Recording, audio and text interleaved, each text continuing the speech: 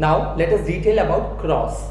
क्योंकि हम जेनेटिक्स के बारे में पढ़ रहे हैं, दो ऑर्गेनिजम्स के बीच में जो ब्रीडिंग होती है, जो फर्टिलाइजेशन होता है, उसी का मतलब होता है क्रॉस। और जेनेटिक्स में क्रॉस को समझना बहुत ज्यादा इंपॉर्टेंट है, क्योंकि जेनेटिक्स में आप ये बेसिकली ये पढ़ रहे हो कि जीन्स कैसे इनहेरिट होगी और कौन कौन सी जीन्स, कौन कौन सी एलील्स किस ऑर्गेनिज्म में जाएगी और कैसे वो अपने आप को एक्सप्रेस करेगी। जेनेटिक्स में हम क्रॉस को प्यूनेट चेकर बोर्ड या फिर प्यूनेट स्क्वायर जिसे हम बोलते हैं उसकी मदद से रिप्रेजेंट करते हैं। इस प्यूनेट चेकर बोर्ड की मदद से आप बता सकते हो कि किस ऑर्गेनिज्म में कौन सा जीन, कौन सा एलील गया है, कौन सा एलील एक्सप्रेस होगा, कौन सा एलील डोमिनेंट है, कौन सा एलील रिसेसिव है, और उसके हिसाब से कौन सा कैरेक्टर एक्सप्रेस होगा। इसलिए क्रॉस समझना बहुत ज्यादा जरूरी है।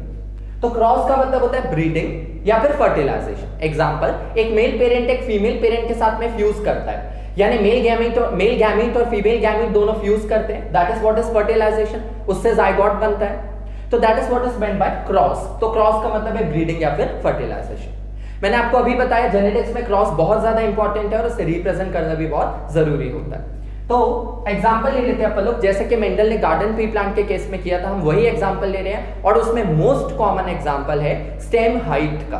तो अपन एक एग्जांपल ले लेते हैं कि एक मेल पी प्लांट है, एक फीमेल पी प्लांट है, इन दोनों को हमने क्रॉस करवाया जिसमें मेल पेरेंट और फीमेल पेरेंट दोनों एक एक कैरेक्टर दिखा रहे हैं। Let us consider stem height. तो हम लोग अगर क्रॉस में एग्जांपल ले लेते हैं, हम एग्जांपल ले लेते हैं पी प्लांट में स्टेम हाइट का, पी प्लांट में स्टेम हाइट का। तो अपन लोगों को पता है कि स्टेम हाइट को कंट्रोल करने वाला जो जीन है उसके दो एलील्स हैं, एक टॉल वाला और एक डॉर्फ वाला। तो अगर हम लोग स्टेम हाइट दिखाए तो अपन लोग दोनों एलील को यहां पर शो करेंगे। और एक और बहुत इंपॉर्टेंट बात, क्योंकि हम लोग जेनेटिक्स को मेंडल के रेफरेंस में पढ़ रहे हैं, हम हमेशा मेंडेलियन क्रॉस, माने मेंडल ने जो क्रॉसेस समझाए थे उसी को पहले फॉलो करते हैं। हालांकि उसी क्रॉस को आप किसी भी अदर कंडीशन में पुट अप करके भी प्यूनेट चेकर बोर्ड प्लॉट कर सकते हो, लेकिन मेंडल के केस में हम हमेशा प्योर लाइन से स्टार्ट करते हैं। मैं रिपीट कर रहा हूं, मेंडल के केस में हम हमेशा प्योर लाइन से स्टार्ट करते हैं। Now what do we mean by pure line? Actually कोई पेरेंट अगर किसी कैरेक्टर के लिए प्योर हो, यानी कि उसमें सेम एलील्स प्रेजेंट हो, यानी कि होमोजाइगस, तो उसका मतलब होता है प्योरिटी। लेकिन प्योर लाइन का मतलब क्या होता है कि अगर किसी, मान लो एग्जांपल के लिए कोई एक पेरेंट है, मान लो एक मेल पी प्लांट है, वो होमोजाइगस टॉल है हाइट के लिए, और एक और पेरेंट एक फीमेल पेरेंट है, वो होमोजाइगस रिसेसिव है डॉर्फ पेरेंट के लिए। तो यहां पर homozygous tall and homozygous dwarf ये दोनों एक्चुअली प्योर है, क्योंकि ये होमोजाइगस है टॉलनेस के लिए, इसमें दोनों सेम एलील्स हैं, और ये होमोजाइगस है रिसेसिव के लिए, माने डॉर्फनेस के लिए, पर इसमें भी सेम एलील्स हैं। तो that is what is meant bye pure line. हालांकि अगर आपको प्योर लाइन बनाना हो, जैसे अगर हमारे पास कोई एक पी प्लांट है और उससे हमें प्योर लाइन बनाना है, तो हम क्या करेंगे? हम जो होमोजाइगस प्लांट है उसको दूसरे होमोजाइगस डोमिनेंट प्लांट को होमोजाइगस रिसेसिव प्लांट के साथ में क्रॉस करेंगे। कम से कम 4-5 जनरेशंस तक आप ऐसा करते जाओगे तो क्या होगा, उससे प्योर लाइन जनरेट हो जाएगा। एग्जांपल के लिए मान लो capital T crossed with capital T, या फिर capital small t crossed with small t। तो इस केस में अगर ऐसा मैं अप टिल 5 जनरेशंस करता जाऊं, या इस केस में भी अगर ऐसा मैं 5 जनरेशंस तक करता जाऊं, तो मुझे क्या मिल जाएगा? Pure line. उसके बाद सारे प्लांट्स में टॉलनेस के लिए कैपिटल T इस केस में, और इस केस में डॉर्फनेस के लिए स्मॉल t सारे प्लांट्स में प्रेजेंट होगा। Let us write this as case 1 and this one as case 2। तो अपन ने ऐसे करके क्या कर लिया? प्योर लाइन डेवलप कर लिया। तो क्रॉस में हम लोग एग्जांपल ले रहे थे, पर प्योर लाइन बताना जरूरी था, तो हम जब मेंडल का क्रॉस करते हैं हम प्योर लाइन से ही स्टार्ट करते हैं। सो let us start with stem height. हम एक एग्जांपल ले रहे हैं गार्डन पी प्लांट में स्टेम हाइट का, ताकि हम लोग जेनेटिक्स में क्रॉस को रिप्रेजेंट कर सके। तो इसमें जो स्टेम हाइट है उसमें दो पॉसिबिलिटी है, homozygous tall and homozygous recessive, और यही प्योर लाइन है, तो हमें ये पहले यही वाला क्रॉस लेकर के कंसिडर करना चाहिए। Let us say that there are 2 garden pea plants. इसको मैं अलग कर देता हूं यहां पर। Let us say that there are pea plant and we are considering stem height. Stem height में हमें पता है there are 2 possibilities, या तो एक पेरेंट टॉल होगा या तो डॉर्फ होगा। या तो टॉल होगा या तो डॉर्फ होगा, पर क्योंकि हम प्योर लाइन ले रहे हैं तो हमें यहाँ पर होमोजाइगस टॉल लेना है और यहाँ पर होमोजाइगस डॉर्फ लेना है। अब हम ले रहे हैं एक homozygous tall parent crossed with homozygous dwarf parent, तो this is homozygous dominant and this is homozygous recessive. तो क्रॉस को आप कैसे दिखाओगे, ये बीच में इस तरह से क्रॉस बनाते हो, इसका मतलब होता है कि इन दोनों पेरेंट्स के बीच में ब्रीडिंग हो रही है, इन दोनों पेरेंट्स के बीच में ब्रीडिंग हो रही है, यानी कि क्रॉस। अब यहां पर देखिए, जब आप क्रॉस समझा रहे हो तो आप बता दो कि किस पेरेंट से कौन से गैमीट्स आएंगे और गैमीट्स में कौन कौन से एलील्स प्रेजेंट होंगे। तो पहले हम क्या दिखाते हैं, P, this is for parent. अब हम दिखाएंगे गैमीट्स, पेरेंट के बाद हम क्या दिखाते हैं, गैमीट्स। तो गैमीट्स देखिए यहाँ पर इस पेरेंट के लिए और इस पेरेंट दोनों के लिए, इसके लिए इस पेरेंट से जो गैमीट्स आएंगे वो होंगे capital T allele containing gamete और दूसरा भी होगा capital T allele containing gamete. इस case small t allele containing gamete, small t allele containing gamete. तो हम गैमीट्स को हमेशा सर्कल में दिखाते हैं, तो इसका मतलब ये क्या है, हमारे गैमीट्स है। तो पेरेंट, ये पेरेंट्स की एलील्स हैं, ये गैमीट बने पेरेंट्स हैं, इसको मान लेते हैं हम लोग मेल पेरेंट और इसको मान लेते हैं हम लोग फीमेल पेरेंट। आप किसी को भी मेल किसी को भी फीमेल कंसिडर कर सकते हो। तो ये गैमीट्स आ गए। अब ये गैमीट्स फ्यूज होंगे, तो ये वाला गैमीट इसके साथ में फ्यूज होगा या यही वाला गैमीट इसके साथ भी फ्यूज हो सकता है। तो वही प्रोबेबिलिटी अब हमें यहाँ पर दिखानी है। इसके दो तरीके हैं, या तो आप सीधे प्यूनेट चेकर बोर्ड प्लॉट कर दो, या तो आप डायरेक्ट इस तरह से लाइन डालकर भी दिखा सकते हो। देखिए यहाँ पर जैसे कि ये वाला जो गैमीट है, ये वाला गैमीट इस गैमीट के साथ जा सकता है, यानी इस गैमीट के साथ में फ्यूज हो सकता है। सिमिलरली यही वाला गैमीट इस गैमीट के साथ में भी फ्यूज हो सकता है, तो आप इस तरह से दिखा सकते हो। तो ये वाला गैमीट इस गैमीट के साथ में फ्यूज हो सकता है और यही वाला गैमीट इस गैमीट के साथ में भी फ्यूज हो सकता है। सेकंड, जो दूसरा वाला गैमीट है टॉल वाला, वो इस वाले गैमीट के साथ भी फ्यूज हो सकता है और यही दूसरा वाला इस वाले गैमीट के साथ में भी फ्यूज हो सकता है। तो कितनी पॉसिबिलिटीज हो गई, 4। तो कितने ऑफस्प्रिंग्स बनेंगे, 4। और ये मोनोहाइब्रिड क्रॉस है। मोनोहाइब्रिड का मतलब होता है दो पेरेंट्स के बीच में क्रॉस करना, considering only one pair of contrasting character. यहां पर देखो, आपने एक ही पेयर ऑफ कॉन्ट्रास्टिंग कैरेक्टर लिया,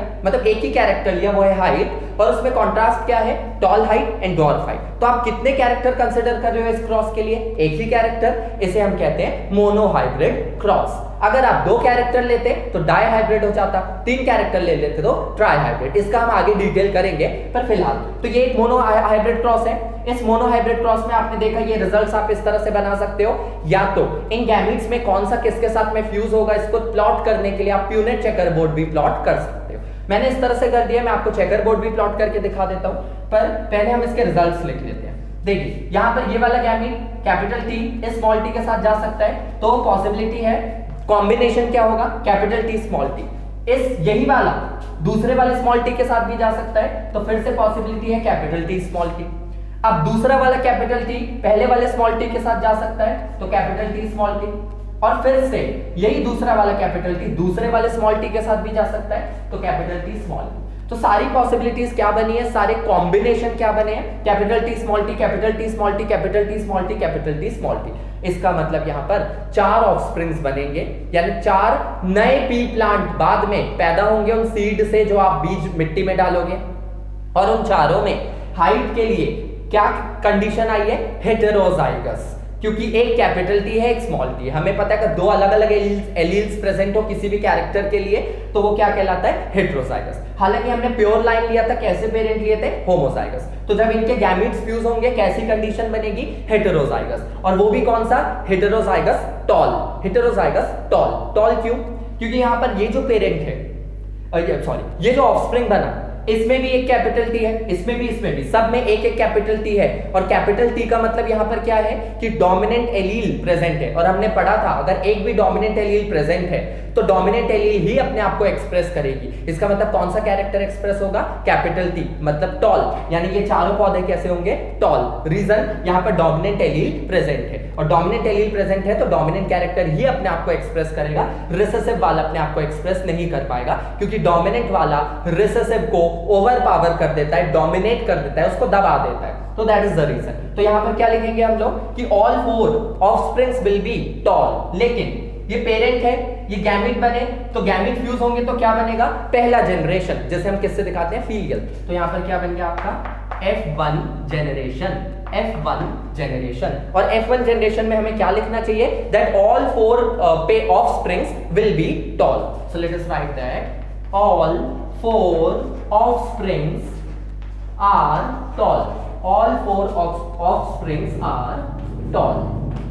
अब एक इंपॉर्टेंट बात कि जब आप जेनेटिक्स में ऐसा कोई भी क्रॉस दिखाते हो, मोनोहाइब्रिड, डाइहाइब्रिड, ट्राइहाइब्रिड, कोई भी, जैसे ये एक मोनोहाइब्रिड क्रॉस है, तो आपको जीनोटाइप रेशियो और फिनोटाइप रेशियो भी बताना पड़ता है। सो लेट अस शो दैट इस केस में genotype ratio and phenotype ratio क्या होगा? Genotype ratio and phenotype. मैंने आपको बताया था जेनेटिक कॉम्बिनेशन जीनोटाइप होता है और फिजिकल कैरेक्टरिस्टिक्स फिनोटाइप होते हैं। तो जीनोटाइप रेशियो में आप देखोगे कितने कॉम्बिनेशन यहाँ पे बने हैं, एक ही प्रकार का कॉम्बिनेशन बना है, कैपिटल टी स्मॉल टी, और सारे कैसे हैं? कैपिटल टी स्मॉल टी, यानी कोई और कॉम्बिनेशन यहाँ पर नहीं है, एक ही है कैपिटल टी स्मॉल टी। तो यहाँ पर रेशियो क्या होगा? रेशियो होगा 4:0। 4 का मतलब ये यहाँ पर सारे 4 कैसे होंगे? कैपिटल टी स्मॉल टी होंगे, बाकी और कोई कैरेक्टर यहाँ पर और कोई कॉम्बिनेशन यहाँ पर दिखाई नहीं देगा। तो जीनोटाइप रेशियो क्या होगा? 4:0 या फिर 4:0। अब फिनोटाइप रेशियो माने फिजिकल कैरेक्टर। अब देखिए यहाँ पर एक भी डोमिनेंट एलील प्रेजेंट है तो डोमिनेंट कैरेक्टर एक्सप्रेस होगा, ये तो हमें जीन को देख करके पता चल गया। लेकिन जब आप प्लांट को देख रहे हो तो आपको उसकी जीन्स तो नहीं दिखेगी, आप उसका फिजिकल कैरेक्टर ही देख पाओगे। तो एग्जांपल के लिए अगर मान लो ये इस बीज को मैं मिट्टी में डालता हूं तो इससे जो पौधा होगा वो टॉल टाइप का होगा, वो डॉर्फ तो हो नहीं सकता क्योंकि यहाँ पर क्या प्रेजेंट है? डोमिनेंट एलील, तो उसका फिजिकल कैरेक्टर क्या होगा? टॉल। इसी तरह ये वाला प्लांट भी कैसा होगा? Toll toll toll. सारे प्लांट कैसे होंगे? लंबे होंगे, टॉल होंगे। तो फिनोटाइप रेशियो क्या होगा? 4:0। यहाँ पर भी फिनोटाइप रेशियो क्या होगा? 4:0। कैसा? 4 कैसे रहेंगे? टॉल, और बाकी कोई और रेशियो नहीं है क्योंकि चारों पौधे कैसे होंगे? टॉल होंगे। तो इस केस में आपने देखा जीनोटाइप और फिनोटाइप रेशियो क्या है? 4:0। पर ये किसके लिए? F1 generation. सिमिलरली इसी को हम F2 जनरेशन के लिए भी प्लॉट करते हैं। अब आप समझ ही गए होंगे क्या होगा। F1 जनरेशन के मेंबर आपको मिल गए, F1 जनरेशन के मेंबर के बीच में अब आप क्रॉस करवा दो। जब आप F1 जनरेशन के मेंबर्स के बीच में क्रॉस करवाओगे तो क्या बनेगा? F2। हालांकि अब F2 के लिए ये जो कॉम्बिनेशन से ये बदल जाएंगे, माने F2 में जो आपको बच्चे मिलेंगे उनमें ऐसी जीन्स नहीं मिलेगी। रीजन, यहाँ पर कैपिटल टी स्मॉल टी है सभी में। मान लो मैंने ये वाला पेरेंट और ये वाला पेरेंट ले लिया और इन दोनों के बीच में मैंने क्रॉस करवा दिया, तो इन दोनों के बीच में जो क्रॉस होगा उससे जो बनेगा वो होगा F2 जनरेशन। तो वो क्रॉस अब हम अगले वीडियो लेक्चर में डिटेल करेंगे।